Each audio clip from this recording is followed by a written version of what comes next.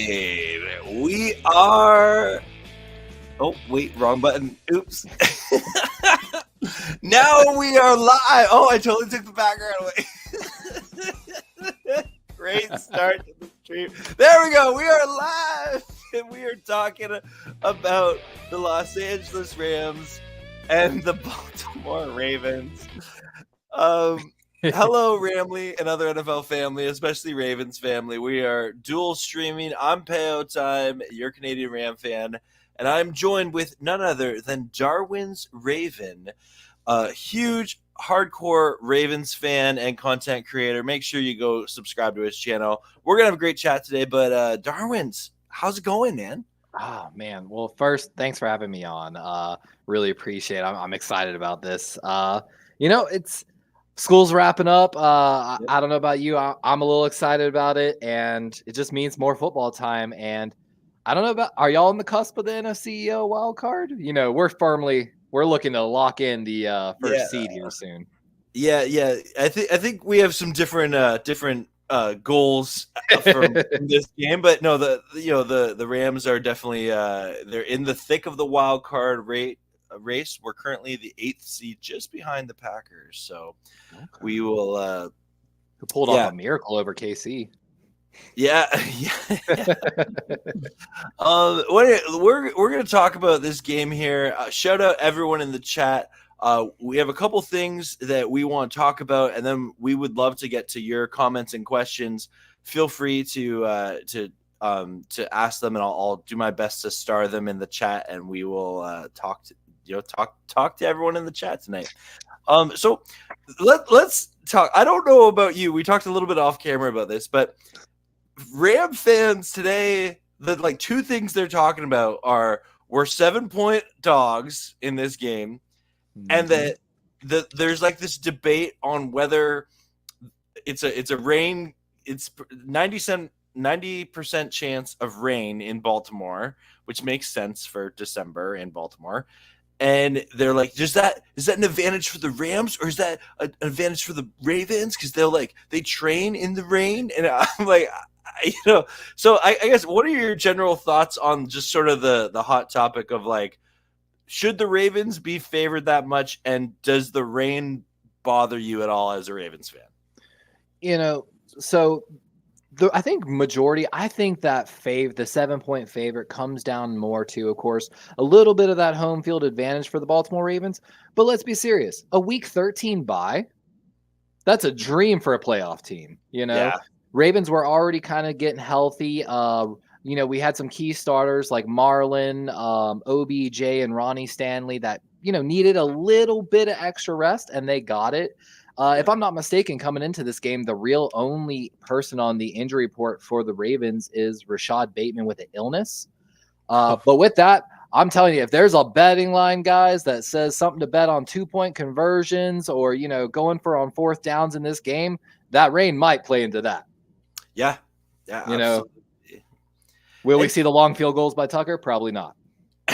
Yeah, this might not be the greatest kicking matchup ever. I guess that's the other thing Ram fans are talking about is we signed Mason Crosby to our practice squad today, and he's expected to be elevated to the active roster for this game because the Rams have been on the kicker carousel ride this season, and it sucks. I know you having Justin Tucker, you have not been on that ride. Don't get on it. It's the worst ride. The thing is this, I don't know how much you know Ravens. Before we had Tucker, we had Matt Stover, who's a Hall of Fame kicker. We've been blessed with special teams. Sam Cook retired 2 years ago. He's like a original Raven, Hall of Fame special teams for the Ravens. We're blessed, thankfully. Quick fun fact. My first NFL game ever was in Baltimore when I saw the Rams take on the Ravens. It was a 13-10 win for the Ravens. It was a punt fest, and we got to see Johnny Hecker and Sam Cook put on a punting clinic. Oh, Heckler was the only person that could even go toe for toe with Cook. It was honestly if you could appreciate a punt fest, it was pretty good. It was pretty good. Yeah. I talk a little bit with Brian Culp about this. I grew up playing soccer, so I always grew up punting. I was a goalie. So when I got to football, when I played semi-pro, I used to kick like 40-yard field goals barefoot, to be honest with you. Cool. I joke about it all the time. I'm like, man, I watched the Cowboys miss all them PATs, what was it, a year ago? And I was like, time to dust off the leg. Jerry Jones might be calling. Well, let's get okay, before we dive deep into this game here, let's just talk about, so what's it been like being a Ravens fan this year? I feel like you guys have some Super Bowl buzz. I feel like the new offensive coordinator has quickly won his way. I know that was a last big thing with Ravens fans. Health is always a concern every year, but last year both the Ravens and the Rams had some injury issues. But what's it like being a Ravens fan this year? Oh, man, this is, I've been following the Ravens for a long time. I was 6 years old when the Baltimore Ravens came into existence. And I'm usually very pessimistic because I'll tell people I'm a Baltimore Raven fan, but I'm also a fan of football, someone that played a lot. So I'm usually realistic. I'll tell people, hey, guys, we're like borderline playoff team. We're a 1-win playoff. This is by far the best roster the Baltimore Ravens have had since the last Super Bowl run with Joe Flacco, 2012, I think, if I'm not mistaken. It's a great year to be a Baltimore Ravens fan. I'm not going to lie about it. But what you mentioned, though, Todd Monken, replacing him, 49er fans know all about it. You kind of probably know Greg Roman. We were so happy to get him out of Baltimore. But the new fear in Baltimore, and I made sure to make note of this. I think Jason La Canfora, Washington Post, reported today that an anonymous GM conversation he had in the NFL, that not only is Mike McDonald, who was mentioned early in the Raiders head coaching potential candidacy before Antonio Pierce, looked pretty solid, but Todd Monken is actually considered, because I don't know if you remember Todd Monken much at all. Previous coordinator in Cleveland, where OBJ had his previous 1,000-yard season. He's kind of done it all around, and there's whispers now that potentially the offensive coordinator and defensive coordinator for the Ravens could be gone this offseason, which, oh my God. And that's something I've been telling Raven fans, because I said, guys, it doesn't matter how good of a coach Harbaugh brings in. If he produces an MVP season with Lamar, he's gone. He's gone. Yeah. And then the system's gone with him, because it's not Harbaugh's system. It's not. And it's that. I don't know. I've always had my critiques of Harbaugh. I like to say this. I think he is a great leader of men. No question about that. I think football-wise, I think there's some things I wish they were a little better. But, case in point, as long as he's there, there will never be an offensive or defensive system truly, that's there. Yeah. Because he's a special teams coordinator. Interesting. Well, and clearly, like, the Ravens are viewed as a very stable organization that drafts well, and so I think some of that does go to Harbaugh of like bringing that stability. Well, yes and no. So Harbaugh, can I elaborate on that? I'm so sorry. Yeah, for sure. No. Yeah. Interesting. So Harbaugh was almost fired a few seasons ago. Lamar, basically, a lot of Ravens fans say Lamar saved Harbaugh's job, but the owner of the Baltimore Ravens has stressed that continued leadership is usually better no matter what. Belichick, Tomlin, a lot of good examples across the NFL. So he decided to stick with Harbaugh. But with the stability, is it more on Harbaugh, or I don't know how much you know about the Baltimore Ravens. The Baltimore Ravens, of course, came into existence in 1996. Yep. Since then, we're on our second GM ever. Yeah. Ozzie Newsome, Hall of Fame tight end, who's going to be a Hall of Fame front office staff, retired only 2 years ago. It's kind of hard to look bad when you have a Hall of Fame GM drafting behind you, to be honest, and a really good owner. But like I said, I got hot and cold takes with Harbaugh. I like him, but I hate him. Okay, interesting. Yeah. Well, like I'll just share this with you. Well, thank you for sharing your fandom experience this season. For the Rams, I think I can comfortably say most Ram fans would agree that this season has been really fun from the point of view of seeing young players grow up before our very eyes. Like, we had, we drafted 14 players, and Mhm. already like so many of them, like Steve Avila, Puka Nakua, Byron Young, Kobe Turner, Ethan Evans, Byron like Young was featured on my draft special. yeah, Like, oh, it's been so cool to see. If you compare like the Rams right now to the Rams even like weeks, I'd say 1 through 7, it's night and day different. And especially this defense hasn't, they haven't, I think they're averaging only giving 17 points over the past 3 games, which they've won. So like the defense is dramatically improved, which if you would have told me this defense would improve after Jalen Ramsey left the team and after Bobby Wagner left the team, I wouldn't have believed you if you told me that in the offseason. I was prepared for the defense to struggle this year, and it has at times early in the year, mm, but it's really come together here. And I would also say that Sean McVay's play calling was questionable for parts this year. He has called 3 amazing games the past couple weeks. So there's always those calls as fans. You're like, oh, why'd you call that, right? But mm, for the most part, scheme wise, ever since Kyrie Williams came back from injury week 12 against the Cardinals, this offense has come to life. They look more in rhythm. Cooper Kupp is definitely be playing hurt. I know some people will say like, oh, he's washed or something like that, but like really like Cooper Kupp is still one of the most intelligent football players in the NFL. He's out there. He's seen the defense. Like he has the mind of a quarterback, but he's playing wide receiver, and he brings that football IQ to mm. that offense. And he's definitely playing hurt. It's he's openly admitted to playing hurt. You can see it if you watch him.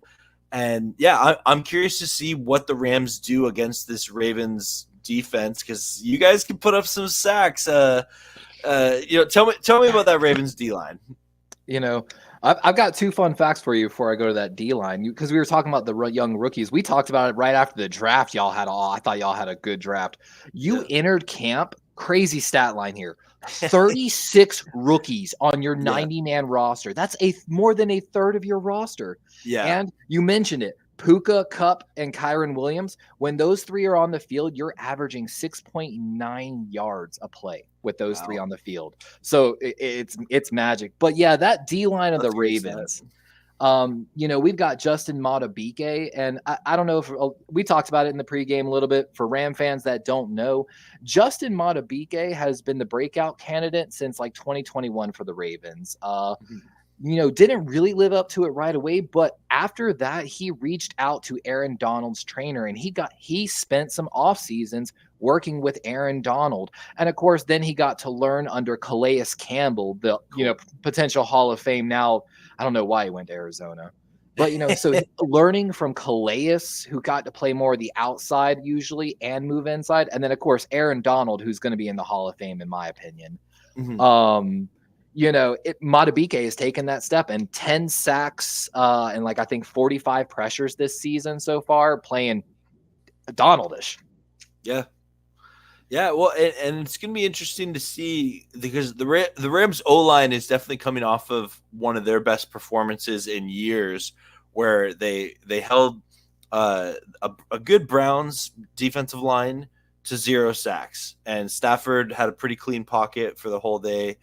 And I'm curious if they can, take a similar game plan approach to the defense of the Ravens.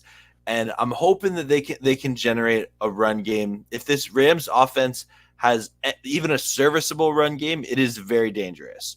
And I know that the Ravens, would you say they're the best defense in the NFL right now? I have to give respect a little bit to that 49ers now that they made the trade for Chase Young. Cleveland went toe for toe with us. When we're healthy, no, I can't say we're the best, because I think we still lack an outside edge rusher. Okay. It was supposed to be David Ojabo and Odafe Owe for the Baltimore Ravens. That was supposed to be our Disney story ending. You know, they're both, I believe, from Nigeria. They both went to the same prep school in New Jersey, went to different colleges, you know, got reunited at the Ravens. Mike McDonald was David Ajabo's coordinator at the University of Michigan, that he was a top 15 pass rusher prior to the Achilles tear at his pro day. You know, it was all supposed to work, and then that's the one place the Ravens had injuries. We were supposed to get Tyus Bowser back, and his knee hasn't responded. And if I'm not mistaken, the Rams have a really good left guard, like one of the best left guards in the NFL, if I'm not mistaken. He's doing all right. He's doing all right. Yeah, Steve Avila is a rookie. He was the Rams. Or no, not Avila. I'm sorry, I'm trying to think of his name. Are you thinking Kevin Dotson on the right side? Yes, right guard. I'm so sorry, right guard. Yeah, no worries. But so they actually traded for Dotson right before the season started from the Steelers. They swapped a couple of late round picks and they got him.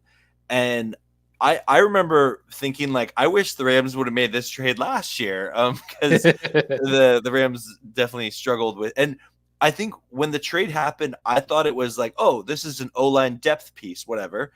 And he didn't start right away, but he started pretty early in the year. I think week 3, and he has played top tier guard play. And I've had Steelers fans that have reached out to me or in my comment section being like, I don't know why we traded you Kevin Dotson. They did, and I love it. That's how we felt about Jerome Simpson. We brought him in over from the Raiders, actually. And actually leading like the NFL in like big time block rates, playing like average, but he's making good blocks on like basically when he needs to fan out to the left tackle to help out, he's getting out there when he needs to. I will say this though, for the Rams O-line, if they show any weakness, Mike McDonald is a really good. I don't know if you saw what we did against the Lions. Powell, Penny or Powell, whatever. The right tackle, Penny Sewell, I'm sorry. Right tackle of the Lions seemed to struggle against Clowney. And I had never seen the Ravens line up in that alignment before. They lined up two guys in 3 technique, one guy on the 5, all over the left tackle, basically, like stacked hard. So the entire line had to fan left. And they basically lined Clowney one-on-one on Sewell. And that's how we dominated the Lions. Basically, they identified he was weak against something on tape, and they abused him all game. If you were there for the game, I was like, guys, I feel bad for you. This is nuts. So that's why I can't stand if we lose him. It would break. There's been talk in the Ravens fan base about making him a head coach in waiting, kind of like Dallas did when Wade Phillips and Jason Garrett. Yep. That's actually what we did with Eric DaCosta, our current GM of the Baltimore Ravens. He was offered the GM job of, I believe, the Giants, the Cowboys, like 3 to 5 NFL teams. However, Baltimore and our owner, Steve Biscotti, paid him to be the GM in waiting, essentially. And he waited out Ozzy's retirement, and that's why we have such great stability. That's good leadership. Exactly. I'm sure a lot of organizations would love to have that for sure. Exactly. Yeah. For those, I just want to give a quick shout out to everyone in the chat. We see you and thank you for. I see Grandizer's asked a lot of questions that we're going to get to in a moment. I just have one more thing I want to ask you about before we get into those questions. But everyone watching, shout out to you guys. We love you. Whether you're watching on my channel, PayoTime, or on Darwin Ravens channel. I love questions. Absolutely. So here's my one thing. The amount of people that I've seen post about the stat, the Ravens with Lamar 18-1. Is it 18-1? I thought it was 17-1. It was 17-1 prior to the Seahawks game. So I think it's 18-1 now, potentially. It's either 17 or 18, but yeah. So anyway, it's rare for an NFC team to go into Baltimore and get a win. Why do you think that is? I think it's part of the game planning of the schedules. you have, of course, always your division games. You plan for those. A lot of GMs know you don't plan to beat the NFL. You plan to beat your division. That's literally, if you want to look at one of the best stories of that, look how the Bills constructed their roster against the New England Patriots. The GM has been on tape saying it. We have to beat the Patriots before we ever worry about beating anybody else. Mm-hmm. So I think that's a good credit to it. And then, of course, a lot of the games are usually interconference. So I think part of that is just, again, game planning. You don't see them a lot. Yeah. And if you ask anyone, doesn't matter how many times you've seen him on tape until you've seen him live, it's completely different. Yeah. Well, and that is something that I do think the Rams have going for them, if it's a slight advantage, is the Rams have actually played the Ravens. Like, they played them last year because the Week 17 rule. They played them the year before. I forget exactly the scheduling is, but so the Rams and Ravens have played each other. I know you guys destroyed us the game that Lamar was there, and then it was Brett Hundley that was there. I'm actually, now that you mentioned that, I have a note here because I have all my notes written down. One thing I'm really looking forward to is, of course, Aaron Donald in this game. So, of course, we have played. Aaron Donald played against Ryan Jensen, I think, previously a few years ago. Ryan Jensen played actually really well, got the promotion, and got him a starting job down in Tampa, basically. This time he's against Tyler Linderbaum, which is considered the best center we've had in 10 years. Cool. So this is a Hall of Fame defensive tackle. As a Ravens fan, the measuring stick is set. Basically, even though Aaron Donald is a little older, I'm so looking forward to watching to see if Tyler Linderbaum can hold his own against Aaron Donald. Because I've watched it, previously. It's good litmus test, yeah. It's always been the conversation coming into the Rams game is, can the interior line of the Ravens handle Aaron Donald? And previously, 1.5 sacks, 1 forced fumble. So not too bad. Okay, there you go. Usually they've held him back.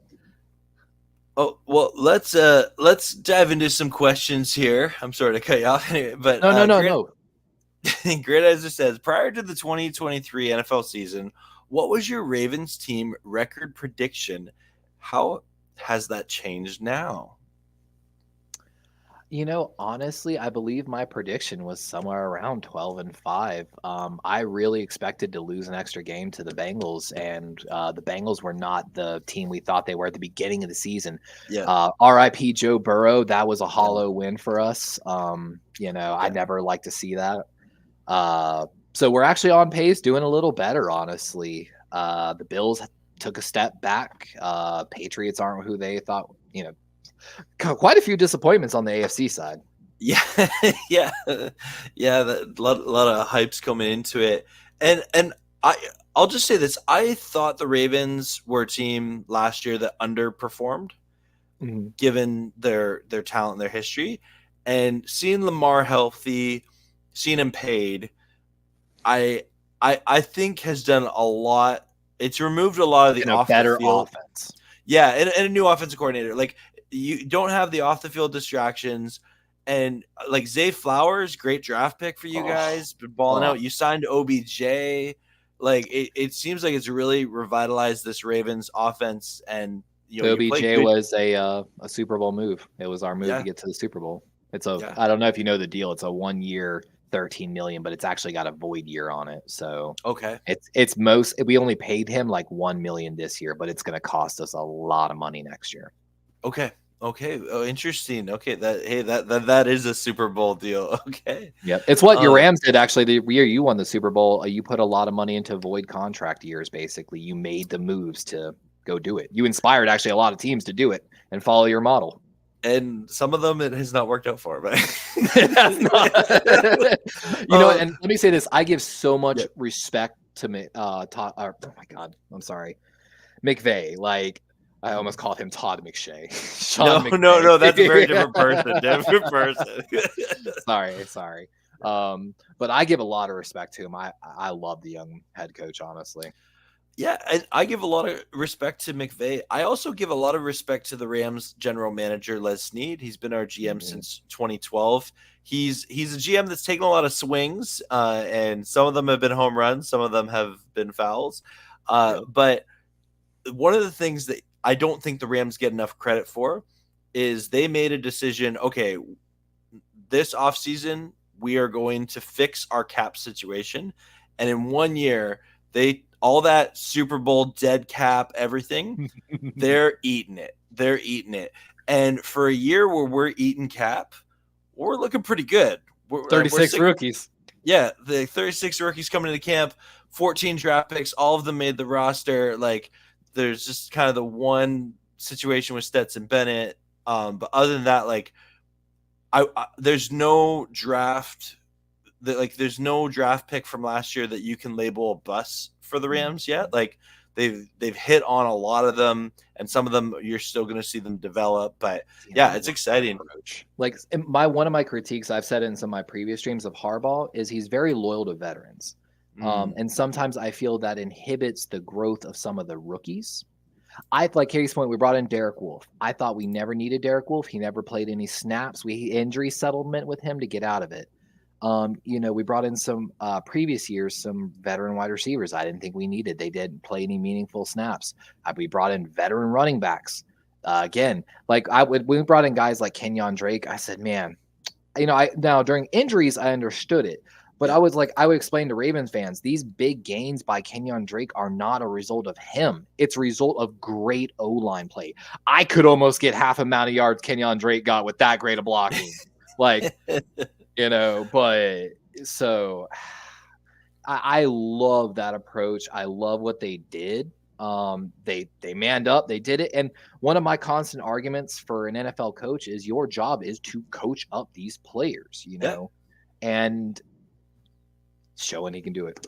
Yeah. Wait, are you saying a coach is supposed to coach? I know, right? How dare I? Gridiron coming in with the fun factoid here. He said the Rams and Ravens history, they've played 8 times with the Ravens winning 5 games and the Rams winning 3. Baltimore Ravens lead the series 5-3. And I'm trying to think, because I know like one of our I would say in our Super Bowl year, one of our biggest wins was against the Ravens. I mean, Ben Skoranek had a 4th down conversion against you guys. OBJ had a 4th down conversion, and then he caught the game-winning touchdown to win that game.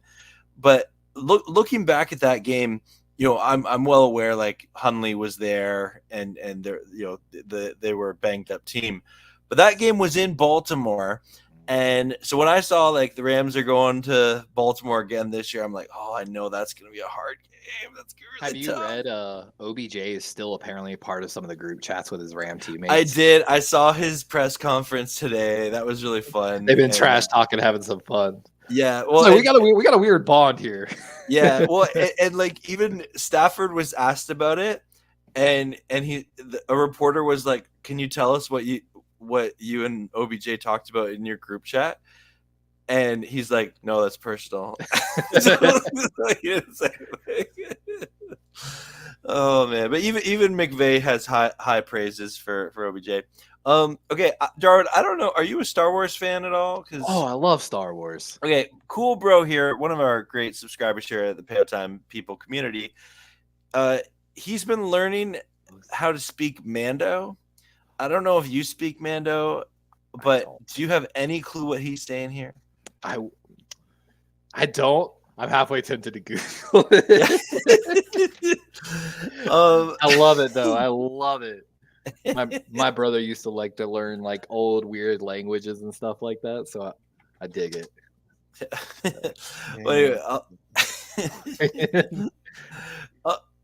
Cool, bro. Well, maybe we're not going to learn Mando by the end of this stream. So I'm sorry, buddy, but I love that you talk Mandalorian in my comments and on the stream because it's very entertaining.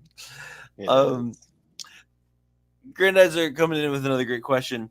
Which 3 2023 Ravens rookies have impressed you the most, if any have impressed you? Oh, my God.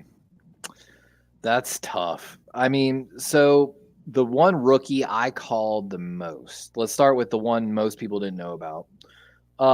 I featured again because I did a draft special. For those that don't know, I want to be an NFL scout one day. Of course, I would love to work for the Baltimore Ravens. The Ravens have my resume on file. Cool. But So as part of that, I did a draft special, kind of calling my shots a little bit on, one of the reasons I started my stream. That's And great. one of the running backs I featured, a young man named Keaton Mitchell out of Eastern Carolina, same college as Chris Johnson, if I'm not mistaken. Undrafted rookie free agent signing of the Baltimore Ravens, and has worked his way into the starting lineup, taking some of these starting snaps. He has been electric in a bottle, run with a lot more power than I anticipated from him in my film study.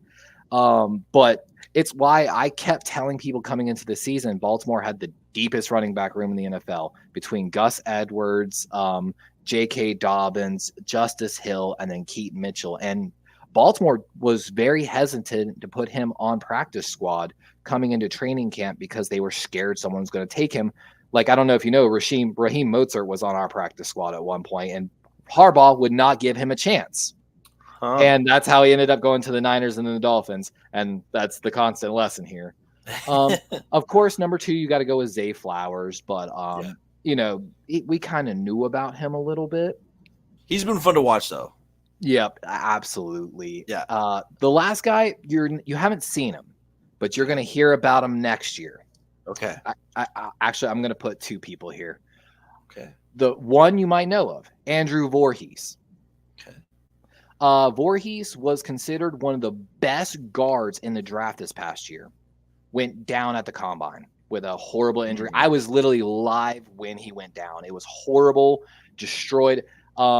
He was sitting there in the 7th round, and all of us live were going, why is nobody taking him? Yes, he's going to have to sit an entire year. But Baltimore had no draft picks left. They gave up a pick next year to come back into the draft to come get him in the 7th round. On the second note of that, look out for a kid named last name Lavalu next year. Going to be probably playing one of the guard positions for the Ravens. Okay. Yeah, borderline guy. Again, one of the guys the Ravens would not stash on the practice squad because they would not take a chance of him getting stolen. Yeah. So 2 rookies, not getting playing time, but I'm telling you, next year are going to be big names. Okay, that's good to know. Good to know. And yeah, let's speaking of rookies, let's just briefly talk about this. Drew Smith, the M&M Mix fan, coming in. He's saying Puka Nacua versus Zay Flowers. Now, I'll just preface this where Puka Nacua has captured the heart of the Ramley. He is such a off the field. He's a very likable individual. He's very, very funny. He's very positive, uplifting, and what I appreciate about him is you can tell he's one of the most coachable people. Totally see why he was drafted. Shocked he fell to the 5th round, and he's playing at the level that he is. But when I look at Zay Flowers, who is having a great year with the Ravens, I do think there's a lot of differences in their games. They're different wide receivers, and they're in very different offensive schemes as well. Mm-hmm. So it's tough to compare them. It'll be fun to see, because you know how you always compare draft classes their whole career. Oh, yeah. And for 2 players that have a great start to their career, it's going to be interesting to see them year by year grow into the players that they're going to become. But what are your thoughts on Puka Nacua and Zay Flowers? Gosh, I have so much love for Puka, and I'm not even a Rams fan. This might be partially due because I me staying ahead of the free agency wire in fantasy football, made sure to grab Puka in our fantasy football league. Yeah, you did. Puka for me. So, definitely helped me out a little bit. But, like you said, there are definitely 2 different styles of wide receivers, different styles of systems. I know the Raven fans are kicking themselves in the ass over this one. Excuse my language. Because we talked about this a little pregame. Harbaugh has been vocal about how he wanted Puka in the 5th round. Where Baltimore would have had the chance to take him because he was taken as the last pick that round, if I'm not mistaken. The Baltimore Ravens ended up taking Caillou Blue Kelly, cornerback out of Stanford, I believe. Ended up not making the roster, dude. I watched him in preseason. He was getting burned by 3rd stringers. Like, if you go back and watch my live, I was like, guys, there's no way he makes the team. And he got cut, picked up by the Seahawks, cut, and now he's on another team. So all in his rookie season. I hope the young man the best, to be honest with you. But even during the draft, it was a head scratcher for me. Okay. I had seen nothing about him on film. He had caught my eye not once in any of the film studies. So it was a head scratcher for me. It was 1 of 2 in my opinion. But the other one, I'm still waiting to see. I'm excited about some potential. I'm talking about I believe it was a 4th round pick, Tavius Robinson, a little D3 guy, a lot of upside, kind of like a Matt Judon. Might take him like 3 years to develop, potentially get that NFL body. Interesting. Yeah. Okay. Would have loved a Puka. Yeah. Can you imagine Puka, Nakua, Zay, and OBJ on the field right now? That would be crazy, man. Well, hey, I'm enjoying seeing Puka Nakua, Cooper Kupp, Tutu Atwell on the field together. So we'll keep it. And actually, wait. On that note, before we get to the next question, Demarcus Robinson revenge game. Maybe. Okay. He's been lighting it up. I say lighten it up. I think he had 3 catches last game, but he's being more involved in the Rams offense. When he left, did you miss Demarcus Robinson at all? Or were you like he was one of the signings that I said there's no reason. I was like, I want to see Devin Duvernay and James Prochet develop more. We had the Ravens GM took some heat because he basically said that he made a comment and it made it seem like he didn't have faith in the Ravens wide receivers. But that year he was basically said, I brought no one in because I believe in all of them. Yeah. And then eventually Harbaugh started bringing in the veterans and they never saw their snaps. And it's a heartbreaking story. Well, I'll be honest. I appreciated Demarcus Robinson, like his attitude. He's a very positive individual throughout. He's a good veteran. Yeah. Like he's kind of been, I think he was wide receiver 6 at one point. And he's worked up to like 4 or 5 in there somewhere. And that seems like a really good spot for him to be in right now. Yep. And that's why Harbaugh loves the locker room guys. Like I said, a great foster of leadership, basically. Yeah. He brings in those guys. Like I love Mark Ingram. Mark Ingram not only brings energy, but a certain like level of passion, you know, and energy. But also being very professional in a certain sense, in the weight room, you know, and in practice and things like that. But at the same time, like I said, it costs sometimes the growth and development, those snaps to a younger player. Yeah, definitely. Next question here from Grandizer is, who is your all-time favorite Ravens player, or one on offense and one on defense, and how many Ravens jerseys do you own? Oh, this man's grilling me. All right, so there's no way I can just do one. There's too many. Even on defense, it gets too hard. But offense, I'm going to go with one that might not be heard a lot, honestly, and that's Marshall Yanda, recently retired. Going to be in the Hall of Fame. One of our Hall of Fame offensive linemen, played right guard for the Ravens for, 12 to 15 years. And always played with a level of nastiness, and he was always the leader of that offensive line. He brought every rookie under his wing. It's one of my all-time offensive favorites for the Ravens. Defense, it's got to come down between Ray or Ed. Okay. And now this is where it gets weird though, because I played linebacker myself a little bit. So like Ray Lewis always inspired me. I used to have Ray Lewis's inspirational speeches on my iPod to work out to. I'm that weird of a Ravens fan, guys. We're going deep. But my old jersey, you see the 57 jersey in the background. My old jersey used to be a signed Ed Reed jersey, which got stolen from me. I talk to everyone, and I think everyone agrees. I have not seen any safeties in the NFL like Ed Reed and Troy Polamalu. Yeah, since they're gone. So for that reason, I love Ed. Man, I'd have to put Ed number 1. Those are great choices, and I'll just say my favorite Ravens player. I'm gonna be shocked if you even know this guy existed. Quick story: I had a roommate. I got him into football. I came home from school one day and he's like, I'm going to pick a team. And I'm like, right now? He's like, yeah, they're my team for life.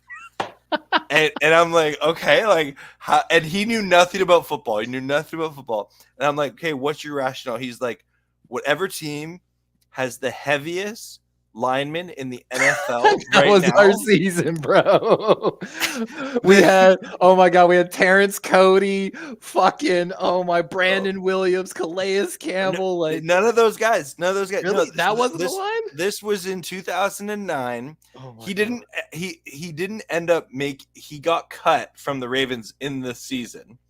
I think he didn't have a very long NFL career at all. There's a guy named David Hale, and ever since then, I just laugh so much at that. So David Hale is one of my favorite Ravens players of all time. I don't know if I remember David Hill. Oh, I don't God. think he even started for the Ravens at any point in his tenure. I was But thinking, you reminded me, there was one year the Ravens had a stat line. They had the heaviest D line in the NFL because like everyone was 320 plus on our D line, basically. and my friend was like, "Yeah, that's the Ravens. Like that's my team."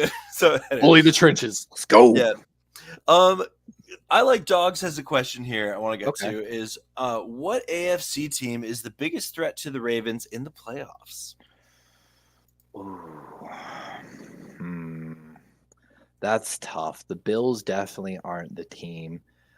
And you would think Miami, but Miami actually has a horrible record against winning teams. And until they can show they can beat a winner, hopefully they don't buck the trend on my Ravens in the playoffs, but it's got to be KC.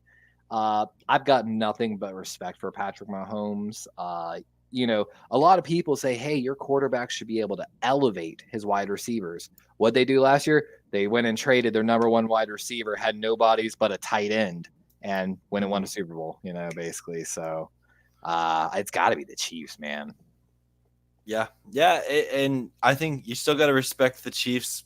They've had question marks on their team before, but then when it comes to the playoff, they just hit that switch, right? And that, I think it would go a long way if the Ravens could get the number one seed, so that any team that had to beat the Ravens, they had to come to Baltimore to do it. I think that'd be a really tough place for to get a win in the playoffs, but it would definitely some. Grandizer always coming in with the great questions. What three players / position Rams versus Ravens matchup do you think that you may be watching closely? So are there any matchup? You mentioned Aaron Donald versus your young center Tyler Linderbaum. Yes, Linderbaum.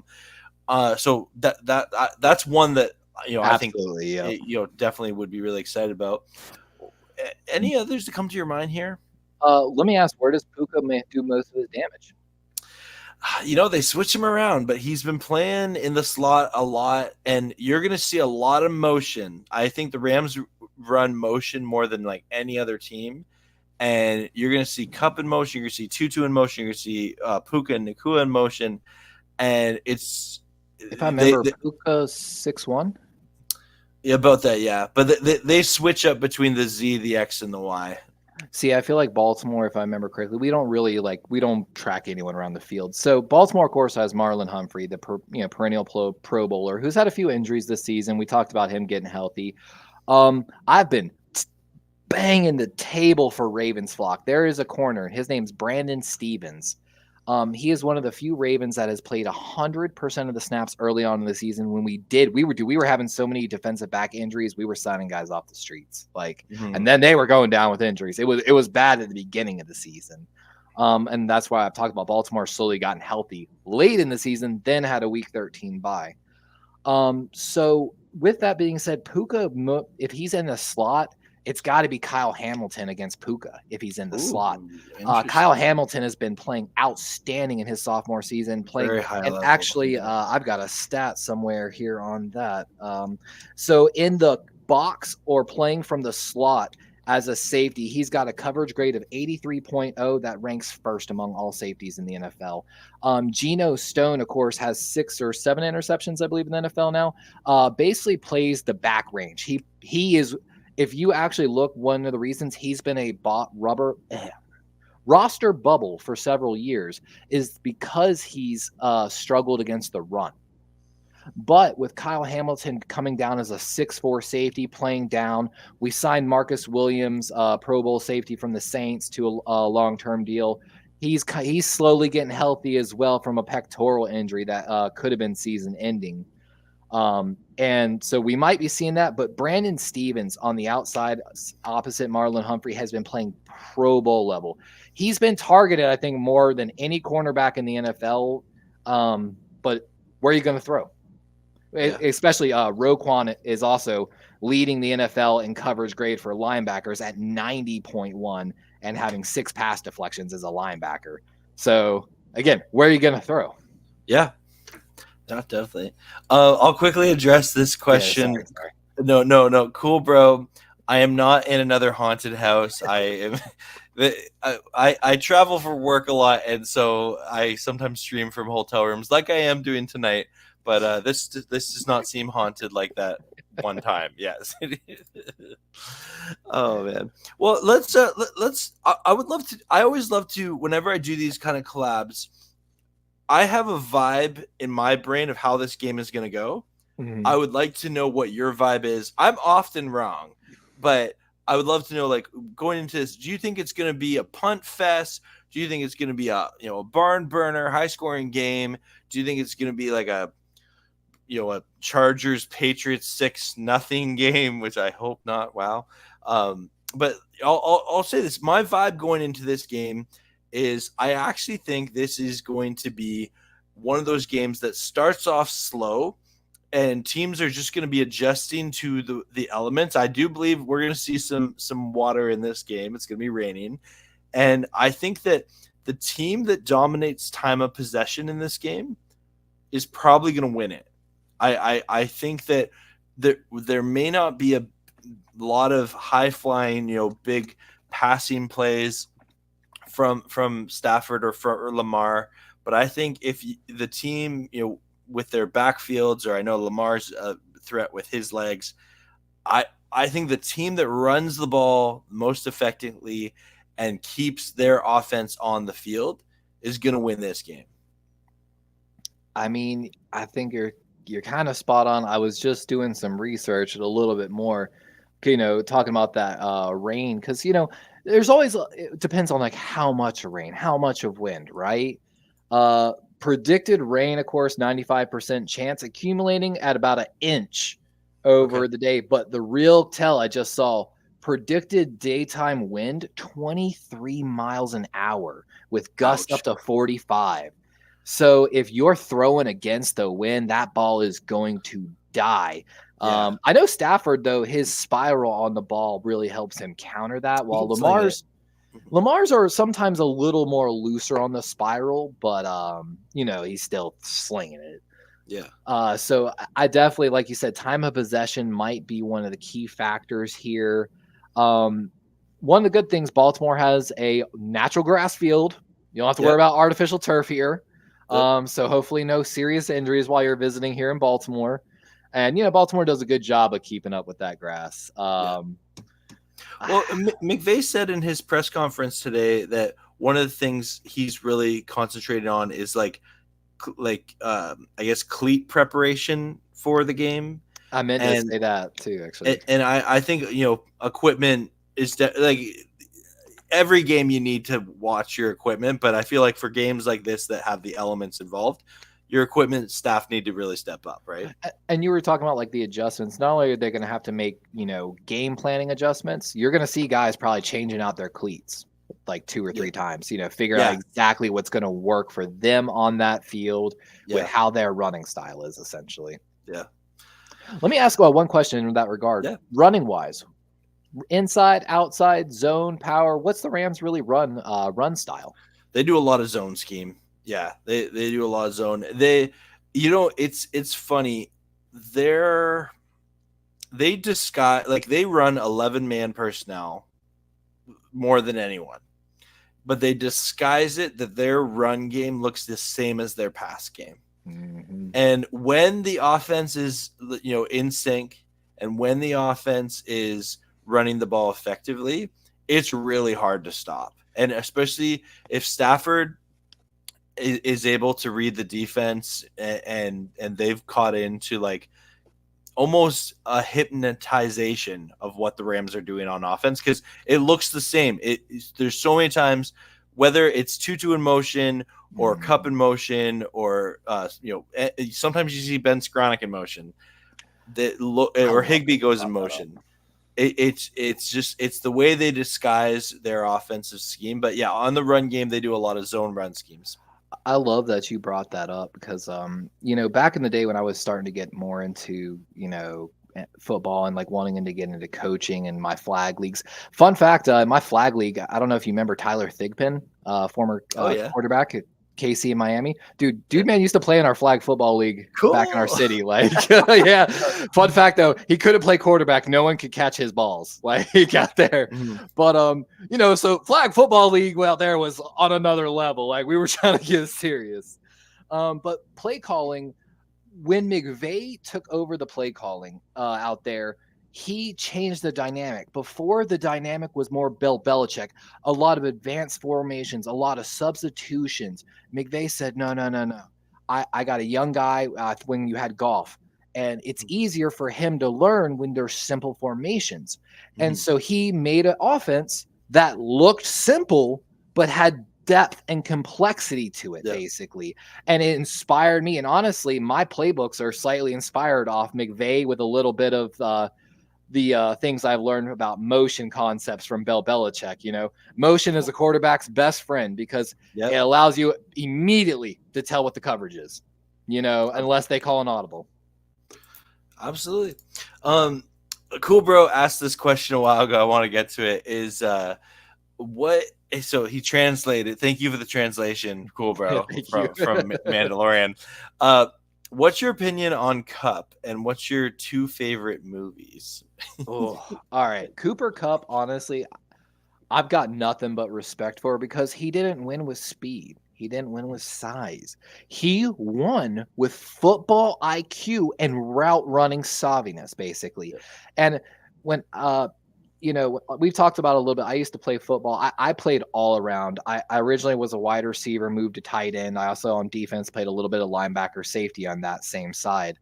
So as a wide receiver, I'm about 6'3". My wide receiver rate was 215. So I didn't have elite speed. I wasn't a 6'5" guy. So I had to win with route running, basically, and kind of sitting down, learning how to sit down in zones. And my God, does Kupp do that beautifully. Yeah. As for my 2 favorite movies, oh man. Oh gosh, hold on. I want to say Clone Wars, just because I feel like if I remember correctly, Clone Wars when I went and saw in theaters was just at the time so next level, I feel like, compared to everything else I'd seen.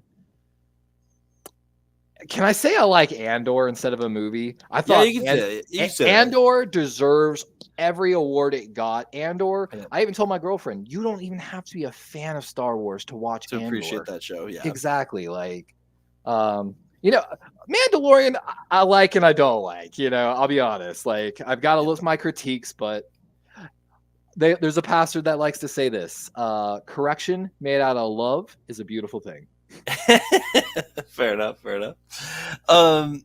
Johnny Ripple asked you a great question here. He said, if you were the Rams O-line, or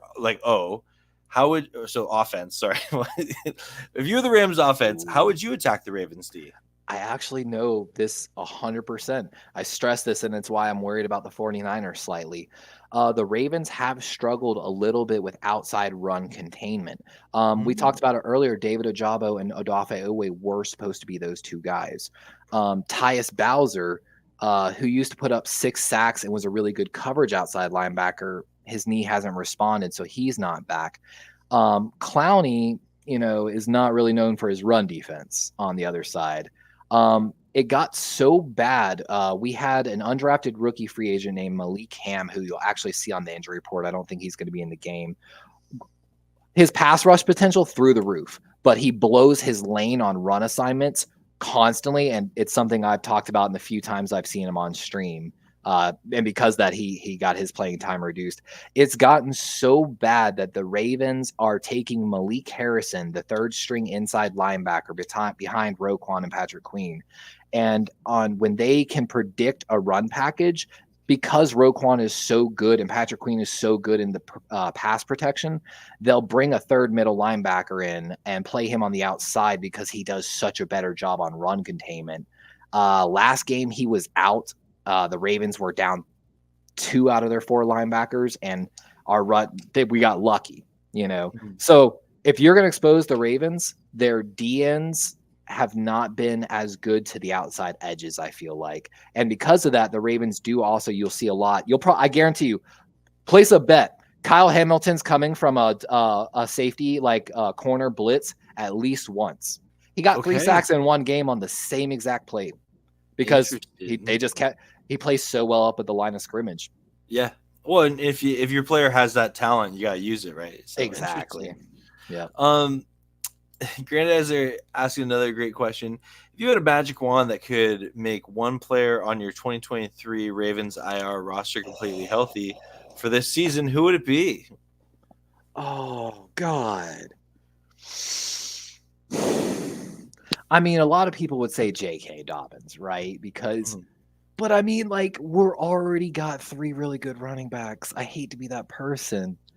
I would have to bring back one of the edge rushers, Ojabo or Owe. Both were kind of on upticks before. I think they both went down to like knee and ankle. But the Ravens just, case in point, I don't know if you know, we signed Kyle Van Noy even because we're so desperate at edge rusher right now. So it would be an edge rusher, like by far, one of the young studs. Yeah, I'll just say this for the Rams. It's someone who's been battling injury this year and hasn't been able to stay on the field recently is safety Quentin Lake. He started the year really well, and we do have some decent safeties in Jordan Fuller and Rashis and John Johnson, but Quentin Lake was playing at another level early in the year, and I'd love if the Rams could get him back soon. Yeah, actually, fun fact, I got a stat here. Jordan Fuller, coming off that Cardinals game, had a career-high game, 90.5 PFF grade in that game. That does not shock me. He played very well that game. Jordan Fuller, I have a group chat with some other Rams fan, and it's titled Fuller for President.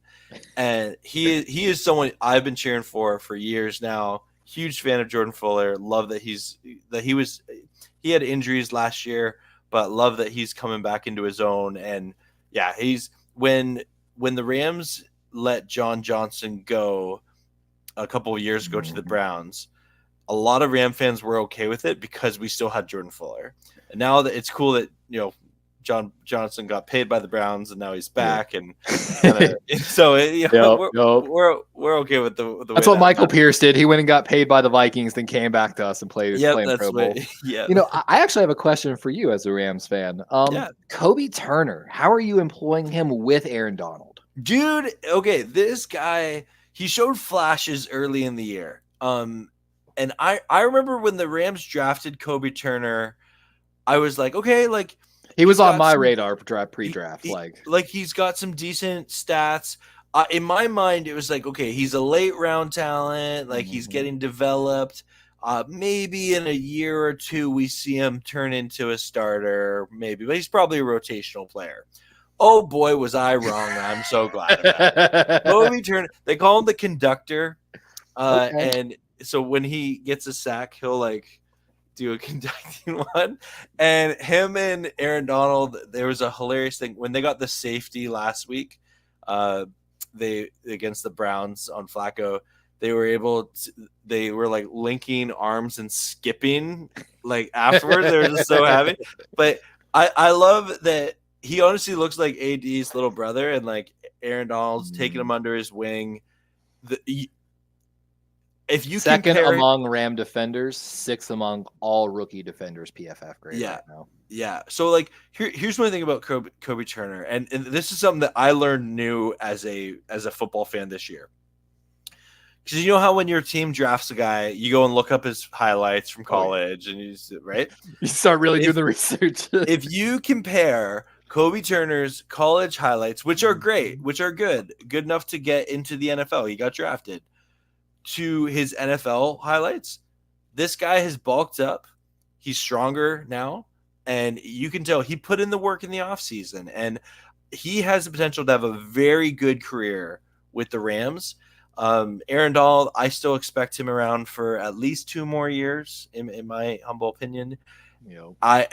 I'm looking forward to seeing Aaron Donald and Kobe Turner for a while. Ram fans kind of have a little bit. You mentioned it a little bit earlier, and I wanted to expand on it. And now's I feel like a better time. You talked about that Rams defense kind of early on not doing as well, but slowly starting to kind of look like they're coming together. Well, it's because if you think about drafting rookie defenders, defensive tackles can make an impression early, in my opinion, especially in run game. Defensive ends a little harder. Edge rushers normally don't pan out till their second or third year. Safeties is one of the hardest positions to learn, and cornerback, while it can happen, it talent-wise, it's the hardest talent position in my opinion now in the NFL. Yeah. But so usually, in my opinion, if you see guys starting up, it's D tackle or corner. So with all those other positions, you've got guys that are going to grow in their second and third year, Yeah. And you got nothing but to be excited for it, like nothing but excitement. You know what I'm saying? Like, sorry, I worded that wrong. No worries. There's a couple more questions. Are you? We've gone an hour. Are you? Yeah, I'm still good. You're good. Awesome. Okay, let's rock. I'm excited. Loving this. Let's talk about the elephant in the room that Raven fans don't like to talk about. Mark Andrews done for the year. I feel like Ravens fans, like when it was officially announced like he's done for the year, there was this collective like brief moment of like our season is over, like we can't do it. Then obviously that's not true, and the Ravens have done well to respond. Isaiah Likely has played well in his absence. What are your thoughts on Mark Andrews? So again, this hits home because I played tight end a little bit. It's where towards the end of my later career I ended up. This is where, so some Raven fans were like, "Oh, season's over." Not me. I already knew. Now, first of all, I've got inside knowledge because Isaiah Likely is a Chanticleer. That's a CCU, Coastal Carolina University, which is the first college I went to. Whereas I walked on as a tight end the year they played Penn State, actually. Cool. So I knew we were in good hands. Isaiah Likely is a smaller, twitchier, good run after catch tight end.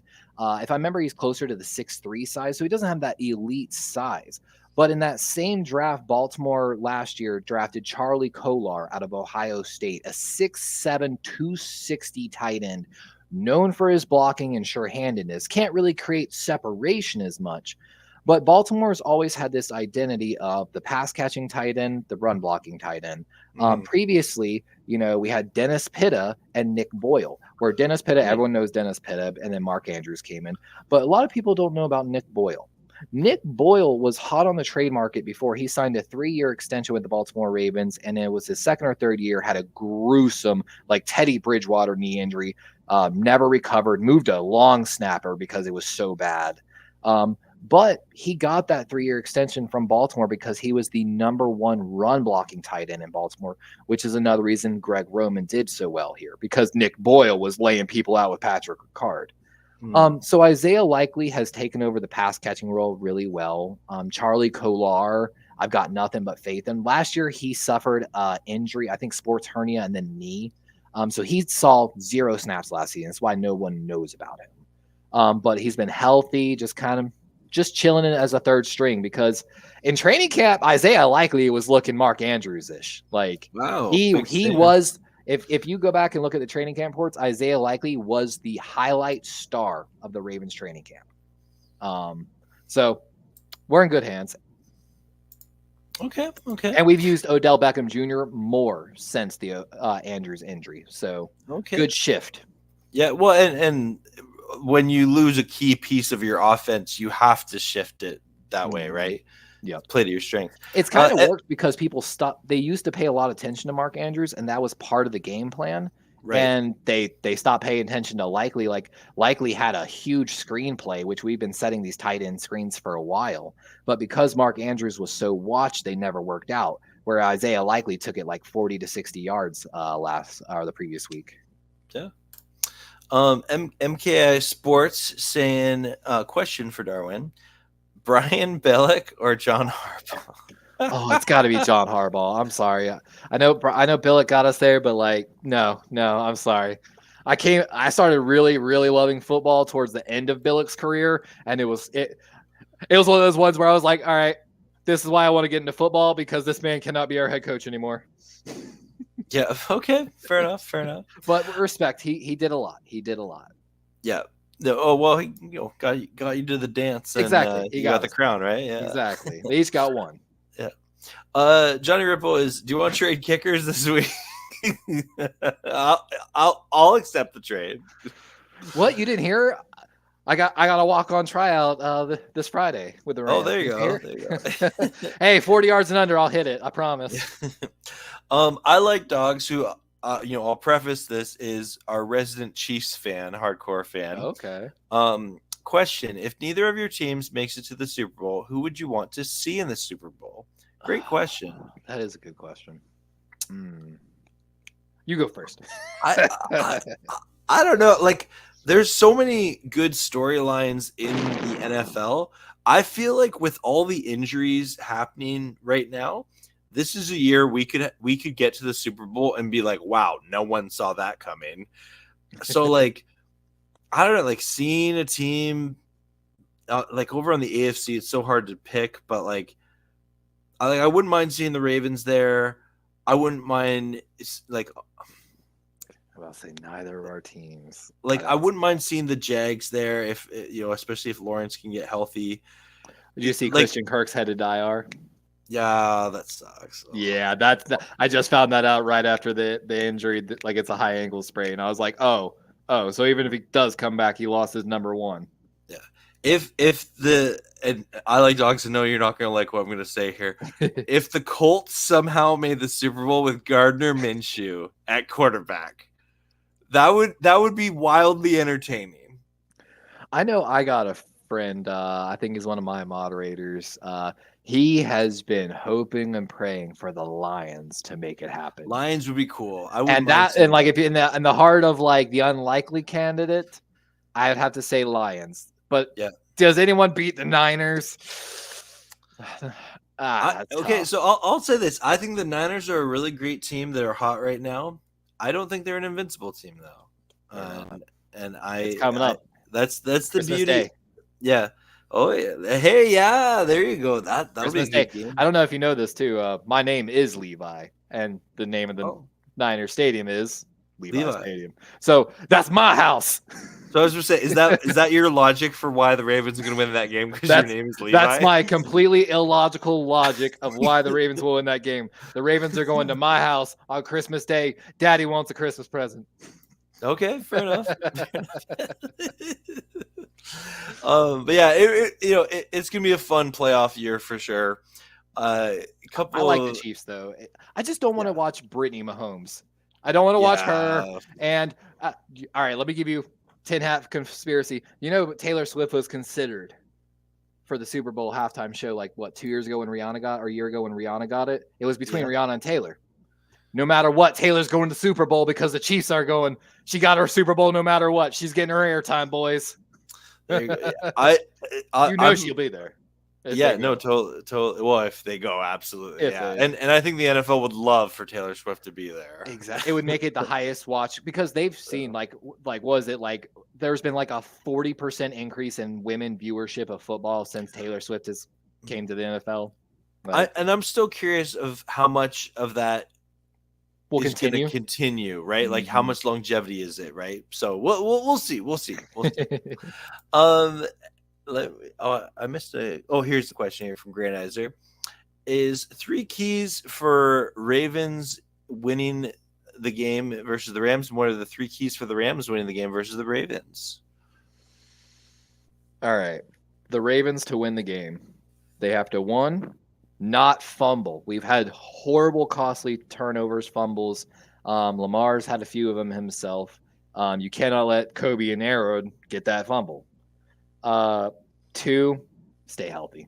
Just stay healthy. And the Reigns, just stay healthy. And 3, you mentioned it earlier, this is probably going to come down to a time of possession run game. So get good positive plays on first down so that you don't get behind the sticks basically later. Yeah. I would say, similar to your point, the Rams need to generate turnovers to win this game. And they have to get points for turnovers. The Rams are not known as a team that generate a lot of turnovers. We've had more recently, but either picking Lamar off or getting those fumbles would be huge for them. Second, I would say the Rams need to – they've had these moments in games that they're just really sluggish, and I feel like this game has, with the weather involved and things like that, has the potential to have their timing off. It's an East Coast game. We can't let those outside factors affect the Rams offense. They need to get in a rhythm early in this game. And so whether that's just making some easy throws to get Stafford in a groove, maybe go hurry up a little bit early, whatever it takes. The third one, and it's a big one, we need to find a way to if Lamar is going to be Lamar, and it's hard to take away Lamar, we need our secondary to really cover up. And, whoever is the QB spy this week is going to earn his money because he's taking on Lamar Jackson. And I'm hoping that that's Ernest Jones for the most part, a great linebacker for the Rams. But I'm nervous that our secondary is going to play soft against this physical Ravens team, and I think we are going to have to match the physicality at some point. And we were talking about the run. If it does come to a run game, Baltimore's offensive line ranked third coming into this week. Rams offensive line ranked 18th, and Rams D line defensive line ranked 22nd. And I would also say that those rankings are deceptive. Because like the recency biases thing, like I'd be curious if it was just like the past 5 weeks. I think the Rams would be substantially higher on both those rankings. Exactly. And if you do 3 weeks, I mean, we talked about it earlier. Let's give it for the Ram fans now. Of course, I was like, if I'm not mistaken, you're on a 3-game win streak, and Rams have outscored their opponents during that 3-game streak 73-33. Yeah. And like we talked about, the Puka, Kupp, Kyron, averaging 6.9 yards when they're all three on the field together. So it's going to be tough. Like, definitely. Cool, bro. I appreciate you asking the Star Wars questions here. I saw him say the Clone Wars show is great. By the way, I want to say, cool, bro, I so agree. I tell everyone, I'm like, people don't watch it because it's an animation. Oh, so underrated. Great. I love Ahsoka Tano. Yeah, no, big fan of the Clone Wars and Ahsoka. I like Dog says, do you think the Eagles have back-to-back losses, or do they beat the Cowboys this week? I'm looking forward to that game. It's gonna be fun. You got two obnoxious fan bases, for two teams that are in the same division who are both playing pretty good football right now. I'm here for it. I'm thinking, I think the Cowboys win this game. I think the bigger story is going to be how big the fights are going to be in the stands. No, this is tough, man. The Eagles have been winning close games. The Niners exposed them, though. Mm-hmm. The Cowboys, Dak's in the MVP conversation heavily now. I think the Cowboys might sneak one. I haven't watched enough on Cowboys yet. I need to be watching more football. If this was playoffs, I never trust the Cowboys in the playoffs. Agree. I've stopped thinking that's a thing to do. But because it's a regular season, it's in Dallas. I think the Cowboys can win this game. I agree. Well, you know what? I think we've been going a while here. We're gonna come to a close here, but let the people know, where can they find your channel and what kind of stuff do you do there? So guys, you can find me here on Darwin's Raven on YouTube, Darwin's Raven 20 on Twitter. A little shout out to Reed there. We do a lot. We're doing a live game play-by-play of all the games. We'll be going for the Rams game, but make sure you come hang with my boy Payo. But we're trying to do more content now that we're finished with school. I'm trying to buckle down and do a lot more content. If for those that don't know, Payo has been a great help and inspiration to me, giving me some advice and stuff like that. And he's really helped me grow my channel. So We love Payo over here on Darwin's Raven. Dude, my pleasure, man, and the feelings are mutual. Really, really, thankful for you in this YouTube community. This whatever it is that we do, I love. Hey, that you are Sip2 doing Tally in here. We got the coach just dropping in. Oh, cool. Sorry. Sub coach, yeah. And I'll just say this. Okay, you know what, Grandizer's been rocking the questions all night. We gotta take it one last question here. Awesome, but okay, cool, bro. He sees it. He sees it. Your favorite Star Wars character are Vader, Kenobi, Ahsoka, Thrawn, and Maul. Awesome. That's score predictions for this game, player of the game, in your respective teams. I'm gonna let you go first. Yeah, I'm gonna be bold here. I think the player of the game for the Rams will be Royce Freeman, running back or backup running back. He's a bit more of a bruiser than Kyron at times. I think both Kyron and Royce will be important on winning this game. But to me, there's just something about Royce Freeman in this game. It just sticks out to me. It's a gut feeling. I have no logic other than that. And I'm going to predict it's going to be a 17-14 overtime win, Rams. Okay. I think with the rain and the running game, I think we might even see a big special teams play potentially. I'm weirdly, I normally always predict field goals in my score predictions. I think those 23 to 45 mile per hour winds might play into it. I'm going just 21 to 14, just straight touchdowns, Ravens. A little boring. I think the player of the game will be Keaton Mitchell. I think he's going to break off a 50-yarder. Okay. I hope you're wrong, but I respect your take. Yeah. Everyone, thanks so much for watching. You guys have been awesome with your questions tonight. And Darwin, this was great. We'll have to do this again sometime. Dude, I enjoyed it. I can't stress this enough. Your draft coverage last year was amazing. I'm looking forward to it again. I love the insight that you bring into the draft process. And everyone, definitely make sure to go check out Darwin's channel. We're planning a lot more for this year. Yeah.